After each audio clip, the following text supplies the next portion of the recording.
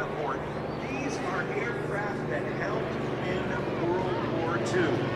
They're spectacular aircraft, but as we see them come by, I want you to take a look and let me describe some of these airplanes. As we play some music that'll take you back to World War II from the big band era. In formation there, we see a P-40 Warhawk, we see a C-47 Warbird, and we see a P-51 Mustang. The aircraft that is turning to the left and low in front of us with the stripes on the wing and on the fuselage is a Douglas C-47. Now, Douglas, just in 1935, changed the way America traveled when they developed the DC-3 airliner. Carrying equipment and towing gliders, they were involved in almost every operation that was of importance to all of World War II, carrying about 17 paratroopers, and those stripes that you see on the airplane right there from the aircraft, from the American Airpower Museum, those stripes were called invasion stripes. They were painted on all Allied aircraft on the huge amphibious and air attack on German-held Normandy, France on June 6th of 1944, shooting down our airplanes. Now, when we look at that airplane close up, well, looks pretty nice, but they just slapped on the paint any way they could. Scooting by two of the premier fighters in all of World War II. One that was involved and being used by the British in prior to America's entry into World War II. That was the Curtiss P-40 Warhawk. The Brits called it the Kitty Hawk. And also the cockpit. Cockpit USA, having a company that's been making leather apparel, jackets, and other apparel for the United States military for decades.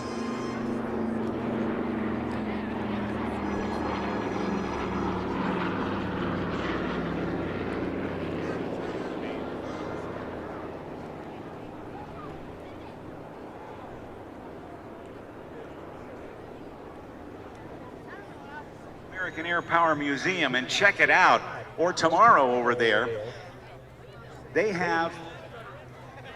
They're doing some raffles today for some Cockpit USA apparel, but there's also a buddy of ours named Dewey Larson who has the F-18 cockpit over there doing the Top Gun experience. Now, from the left, let's listen to the sound of these engines. I'll tell you more about it.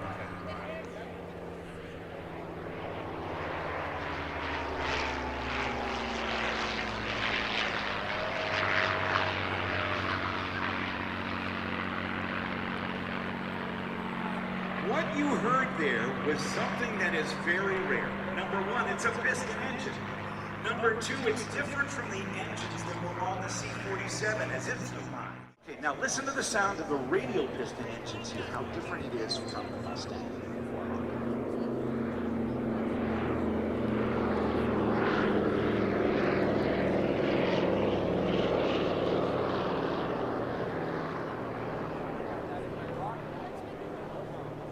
The two 1,200 horsepower motors on the C-47 are radial piston engines. They have their cylinders, like we have in a car, but they're arranged in a circle around the central propeller shaft, and it is air-cooled. Now, from the left, take a look. This is the sound of the Allison V12 engine.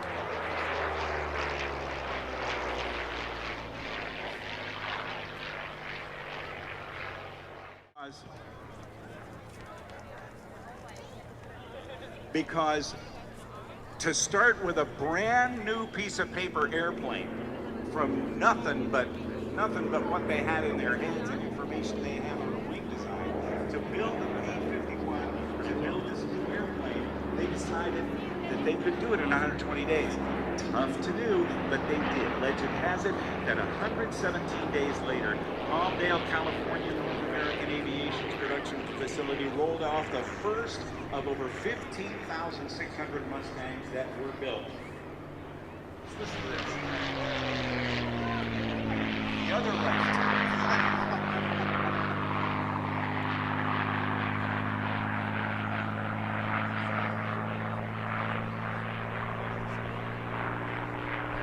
With a Packard built, Rolls-Royce designed Merlin engine generating about 1,700 horsepower, this airplane reached speeds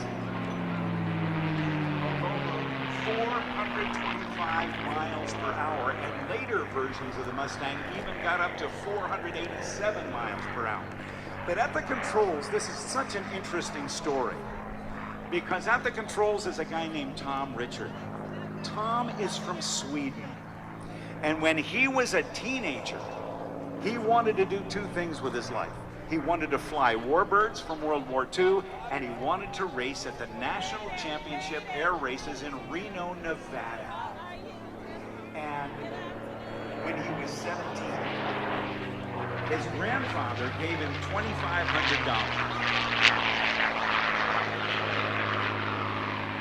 And Tom Richard set off for America and has achieved his dream. We'll tell you more about this in a moment. More about the airplane, the Mustang. It not only was one of the best fighters of all time, but it was the type of airplane flown by and made famous by the first African-American fighter squadron in World War II, the Tuskegee Airmen.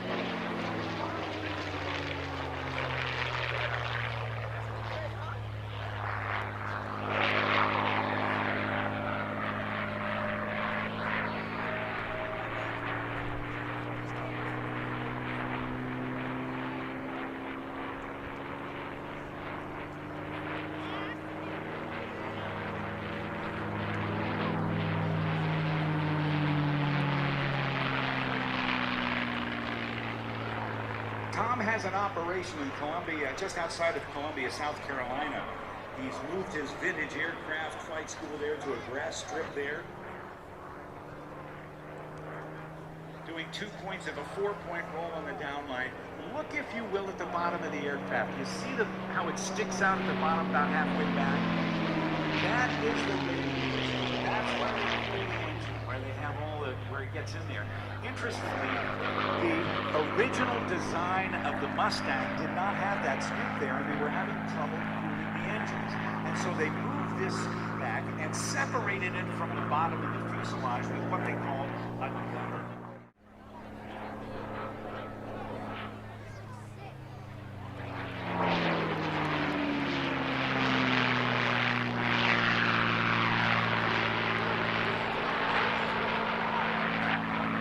That is the 8-point hesitation roll.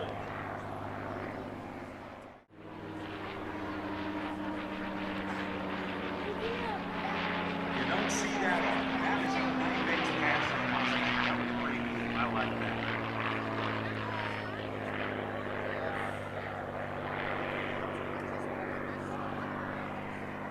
Back in 1943, the Senate War Investigating Organization of the Senate was tasked with making sure that the tax dollars being spent on weapons systems.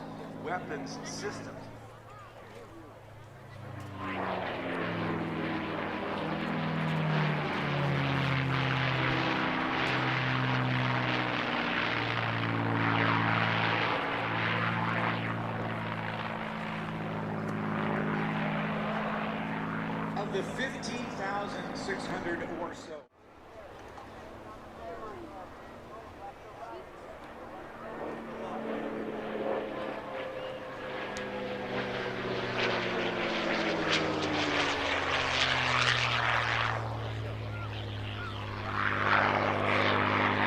We're going to get a little more time, but if you do get out to the museum tomorrow, there by the airport on the east side of the airport at Farmingdale at Republic Airport, great time to be able to do it with the release of Top Gun Maverick just this week.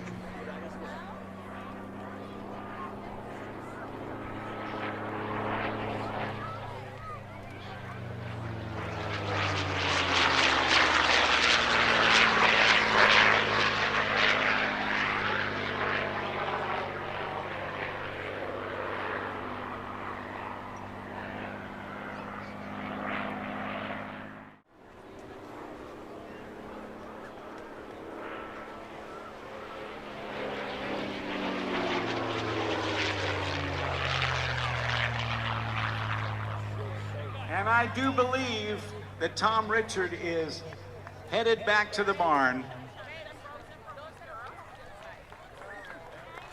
Ladies and gentlemen, join me in a round of applause, if you will, for the American Airpower Museum.